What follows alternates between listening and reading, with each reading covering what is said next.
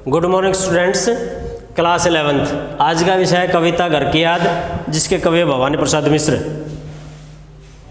पद 7वां 8वां। पांचवा मैं हूँ अभागा, जिसे सोने पे सुहागा। पिताजी कहते रहे प्यार में बहते रहे हैं, आज उनके स्वर्ण बेटे लगे होंगे उन्हें हेटे, क्योंकि मैं उन पर सुहागा बंधा बैठा हूँ अभागा। और माँ ने कहा होगा दुख कितना बहा होगा, आँख में किस लिए पानी वहाँ अच्छा है भवानी।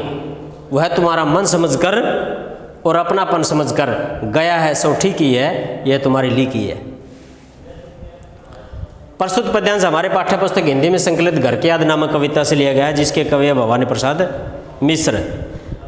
कवि कारावास में रहते हुए अपने पिता और माता की स्मृतियों को याद कर रहा है और उनकी स्मृतियों को याद करके बेचैन हो उठता है, बहुत दुखी होता है। कवि कहता है कि पांचवा मैं हूँ अभागा, कि मेरे घर में 4 भाई 4 बहनें हैं और पांचवा मैं अभागा हूँ, जिसे सोने पर सुहागा। कि 4 भाई बहुत यूँ से बहुत प्रेम करते हैं मेरे पिताजी, लेकिन मुझे उन चारों के चारों पुत्र सोने जैसे हैं, स्वर्ण पुत्र हैं, लेकिन वो मेरे को सोने पर सुहागा मानते हैं, बहुत अच्छा मानते हैं, लेकिन मैं अभागा हूँ, जेल में बंद हूँ। यानी कहने का मतलब उसकी कमी महसूस कर रहे हैं। पिताजी कहते हैं प्यार में बहते रहे, आज उनके स्वर्ण बेटे लगे होंगे।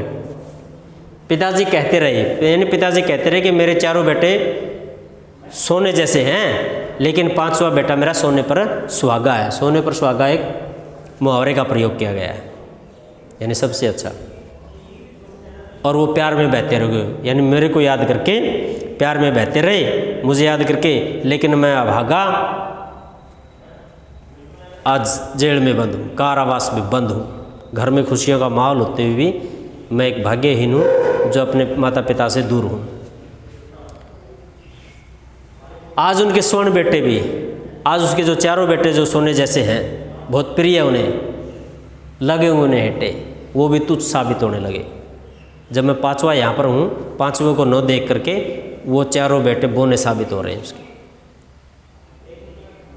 यानी पांचवें को वहाँ न देख करके वो दुखी हो रहे हैं, क्योंकि मैं उन पर सुहागा, क्योंकि मैं उन चारों पर सुहागा हूँ, उन सोने पर सुहागा हूँ, मैं चारों पर भारी हूँ, क्योंकि मैं अपने पिताजी का बहुत प्रिय पुत्र हूँ। बंधा बैठा हूँ अभागा और माँ जेल में बंद हूँ, कारावास में बंद हूँ।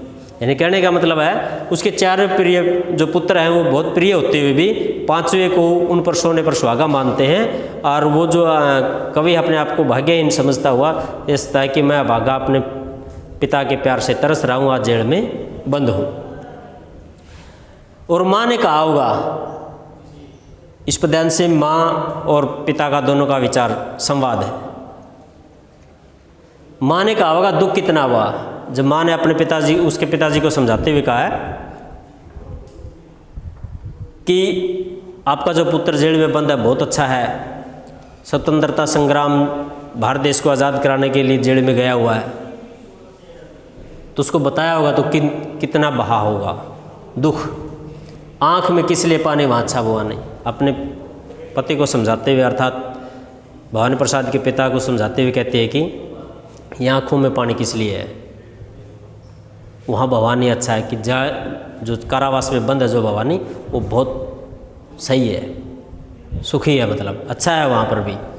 यह तुम्हारा मन समझ करके, तुम्हारा मतलब तुम्हारा मन समझ करके ही,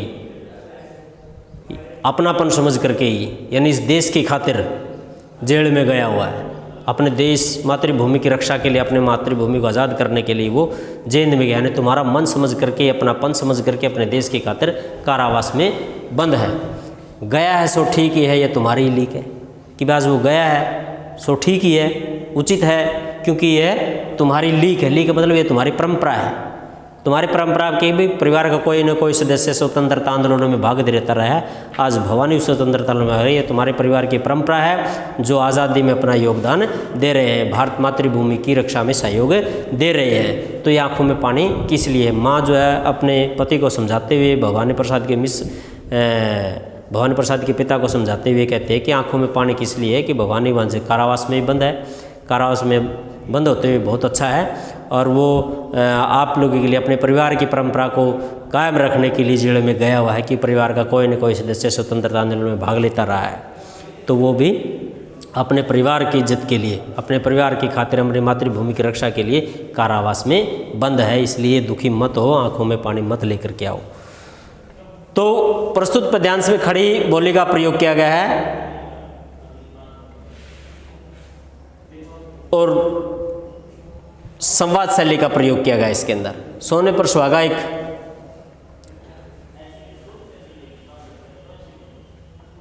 मुहावरे का प्रयोग किया गया है।